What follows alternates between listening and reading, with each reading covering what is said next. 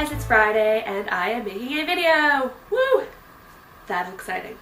The two books I'm going to talk about today are The Medusa Prophecy and Cat Turned Their Eye. You start with The Medusa Prophecy, and that was a pretty good book.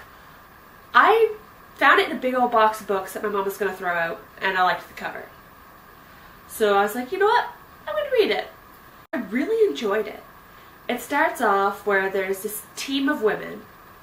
They're from the United States and they're training in Norway. What they're doing is training in Norway to withstand the winter and just different training tactiles. And they're training with the Norwegian team. At the beginning of this book, they're in a training exercise where their goal is to capture and disable the Norwegians. And they do accomplish this somewhat. The only person that was able to take down their target was Karen. She's kind of the main character of this book. All throughout growing up, she was this big, butch pig farmer from Iowa. Not very girly. She was always stronger than everybody, standing 6 foot tall. It's hard to find a man. So with these issues, she's become really strong. She's an ex-Marine. She's very knowledgeable and very capable to do what she's been doing. And the trouble that the Medusas come up against is that they're a team of women. So all the other bigwigs think that it's a team of women. They can't be as strong or as smart as the men, so we're not going to fund them. But the US decided that they're going to take this secret group and see how far it can go. They expected it to fail, but it didn't, because these were some really tough women. So with that, they continued the training and sent them off to Norway. And then in Norway, as I said, Karen was the only one that overthrew her opponent. And this opponent happens to be a very good-looking man.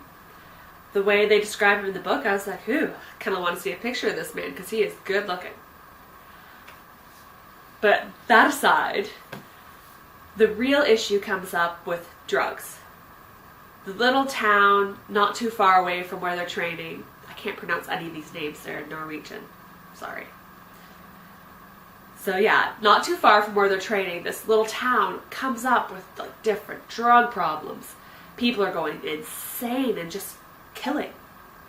There's just these mass murders that people cannot do on their own strength. And there's this huge plot to get this drug distributed. And what the Medusas think are the Norwegians' hideout is really a drug lab. Because the Medusas and the Norwegians, after getting caught together, set up a different training exercise to go far up in the north. They are going in the mountains, and then the Medusas have to go find them after. And throughout this training exercise, they find this cabin, which turns out to be a drug lab. And then there's all this white powder, and there ends up being a real gunfight. And the Medusas just don't know what to do because they have rubber bullets. They're not meant to kill the Norwegians, they're training. So they just have a hell of a time.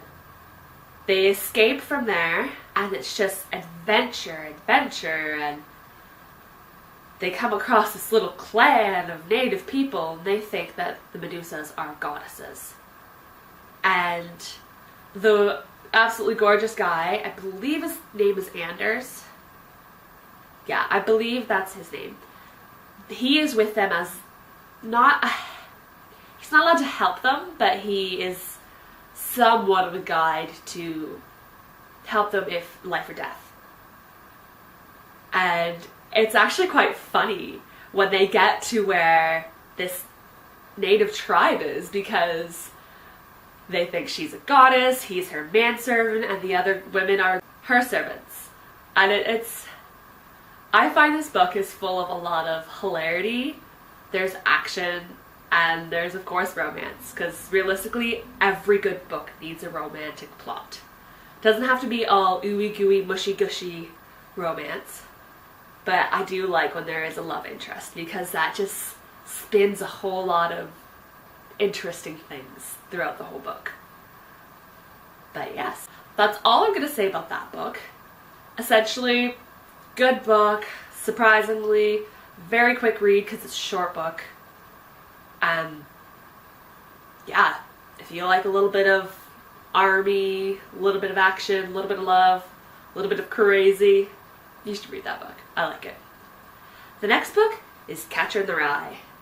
Obviously a classic book, and yes, ashamed I haven't read it until recently because of a book club I'm in. My only opinion of this book is Holden Caulfield is an ass.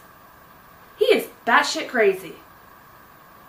Essentially this book's all centered around him, around how he's always getting in trouble, failing classes, getting kicked out of classes, and he's just running away. I really like how it's set in the early 1900s because you kind of get that feel of the way people talked. And some of the times when he's talking, I have no idea what he's talking about until you read a little further on. And I'm like, oh, okay. Like, you have to get familiarized with the odd languages that they use. But other than that, it was good. I liked how it went through. He had a strong love for his little sister Phoebe. But other than that, he had no real emotional attachment.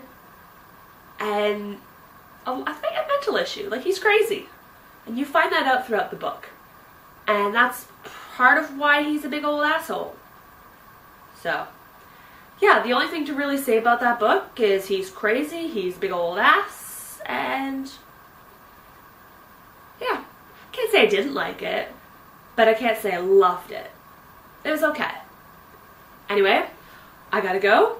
I have a couple more books to talk about next time. See ya!